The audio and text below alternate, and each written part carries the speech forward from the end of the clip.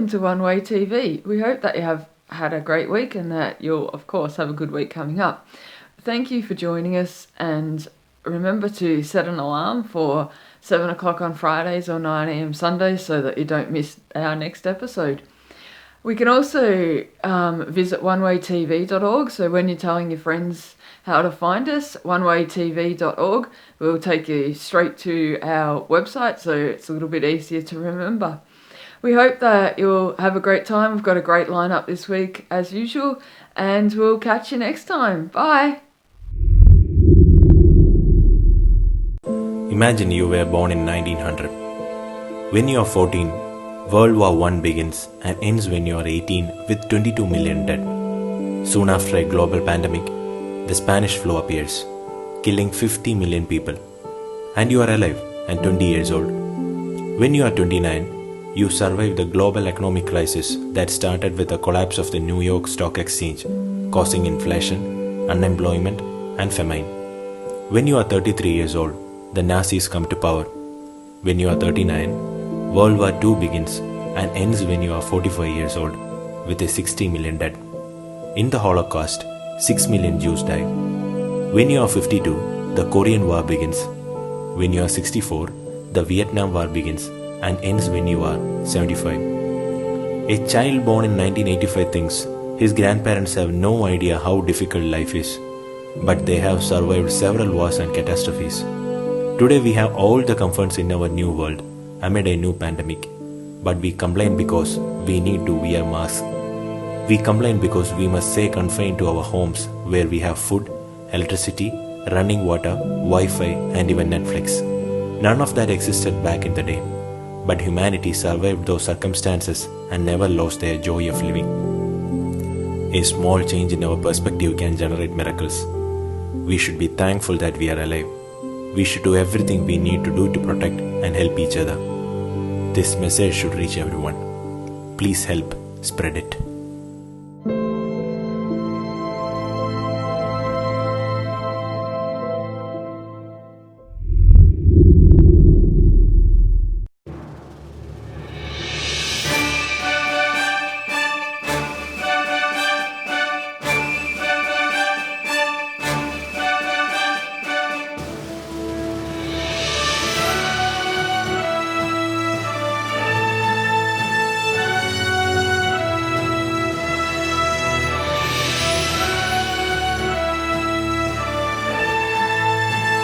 Hello, and welcome to part 3 of Blessings in Bendigo. March, 30 diggers on Goldfield. Edward Emmett arrived in Bendigo. The manager of Bendigo's first bank, he became committed to obtaining a water supply for Bendigo. The first religious service in Bendigo was conducted at Golden Square by Mr. James Jeffrey, who stood on a tree stump. Soon he and other workers erected a wooden hut on the present site of Golden Square Methodist Church Sunday School. First church service held at Eaglehawk by Thomas Hunt, who came from Geelong, used usual Methodist sequence: 3 hymns, prayer, Bible reading and sermon. First hymn was "Oh for a Thousand Tongues." The following Sunday, a visiting minister, Reverend Simons, used the same hymn, prayer, Bible reading and sermon. Wesleyan lay preachers arrived on the goldfields. The first preachers were on the goldfields before Reverend Dr. Henry Backhouse. In early 1852, Reverend Dr. George H. Backhouse conducted services in High Street in the open air. Later, he used a large tent. Church of England Anglican Reverend J. Herbert Gregory arrived shortly after Reverend Backhouse. He also held services in a tent on the site of the All Saints Cathedral.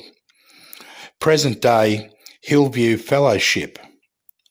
South Australian Gold Escort welcomed as divine inspiration to save a colony from financial ruin. Also that year, 1852, John Hargraves brought the first cows to Bendigo from Sydney to commence the milk industry in Bendigo. Bendigo became Castleton, and after 5 weeks it changed to Sandhurst. Also at that time, many Chinese arrived in Bendigo. George Roe, elder statesman of Victorian goldfields, invented a method of etching on stone, pioneering a process called tint painting.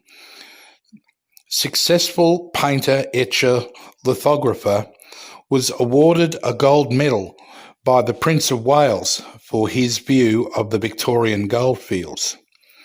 First revival was the Great White Hills Revival.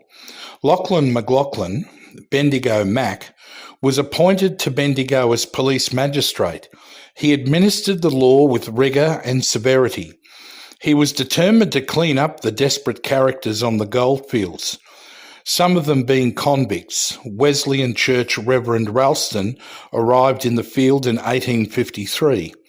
He held services in a tent near the corner of Bull Street and Pall Mall. Later, his tent was moved to Forest Street, where he preached to an eager congregation. Congregational church was established in 1853 when Reverend Mark Butler preached in Bendigo opened where Short Street is from High to Rowan Streets, combining the efforts of doctors and clergy alike. German diggers turned their attention to quartz reef mining, which also began that year in 1853. The first quartz companies were set up in Bendigo and Castlemaine. Red Ribbon was formed, then it became the Land League, which achieved better conditions for miners and farmers. McLaughlin refused to carry out Governor of Victoria's instructions to collect licence fees at the point of a bayonet. This saved Bendigo from bloodshed and loss of life that had resulted from following these same orders previously in Ballarat. Also that year, the first Bendigo Bank opened, the first institution of its kind on the goldfields. It was for deposits only. Coaches between Bendigo and Melbourne commence operation. The Bendigo newspaper, the Bendigo Advertiser, commences printing. It was the first inland journal ever printed in Victoria.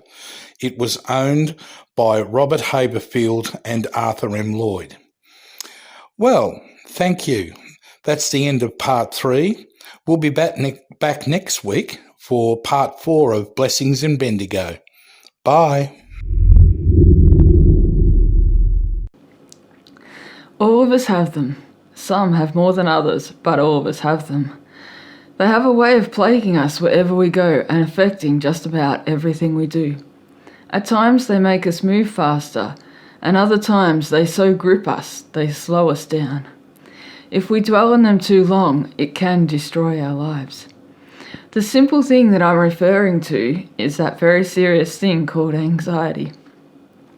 Anxiety can stop us from achieving all that we're capable of.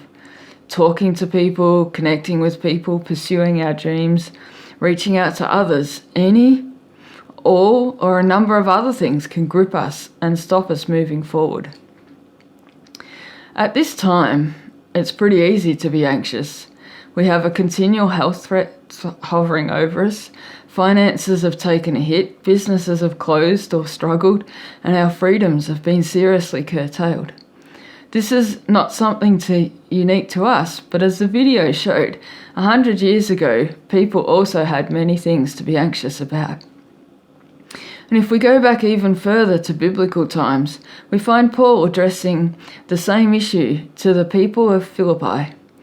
Paul wrote a letter to them, encouraging them with these words: "Be anxious for nothing, but in everything by prayer and supplication, with thanksgiving, let your requests be made known to God. And the peace of God, which surpasses all understanding, will guard your hearts and minds through Christ Jesus." So what does that actually mean? Sometimes it doesn't seem like it, but these words are actually telling us how much God cares about us. God's got something much better than anxiety for us. to help us, he wants us to talk to him about everything because he cares about it all.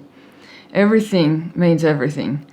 And sometimes it may be difficult. Firstly, because we can't see him. Secondly, because we may not even be sure he exists or that he'll care. Or thirdly, because sometimes when we verbalise the things that we're anxious about, it may sound even a little odd to ourselves. Yet despite all that, the God of the universe asks us to talk to him about everything. Talking to God like this is called prayer. The supplication part just means to make it an earnest plea. And of course, being thankful for all the good things you have around you is part of that too. Paul goes on to say, make your requests known to God. This is an invitation to ask God for the things that we want. Be anxious for nothing and tell him what you want. And of course, just a disclaimer here, I won't mean that all those fancy things that you've wanted will mysteriously float down from heaven. But after you've done that, that's when God says that his peace will guard your heart and mind. And with that guard in place, your heart and mind will be in a much better place. A calm and a reassurance will come from within. And of course, it doesn't just mean be anxious for nothing and make your requests known to him. Doesn't just mean the physical things that we need, the food, the water, the new car. It doesn't just mean those things. It can mean the intangible things, the things that we can't see, peace with our family members, a good relationship with our neighbours. It can be, even that our sporting clubs all work together as one and come together. It can be any of those things, any of those intangible things, any of the things that causes us to be anxious, our fears, our worries, all those things, they can be things that we can ask God about. So in this current time, it's easy to focus on negative things and to keep looking down and dwell on the bad. In this type of environment, even small things that wouldn't have bothered you before can suddenly seem insurmountable. But as the video earlier showed, we need to keep some perspective on the events happening in the world at the moment. And one way to do that is to remember that there's a God who cares about you and he doesn't want you to be anxious about anything. So have a great week and we'll catch you all next time. See ya.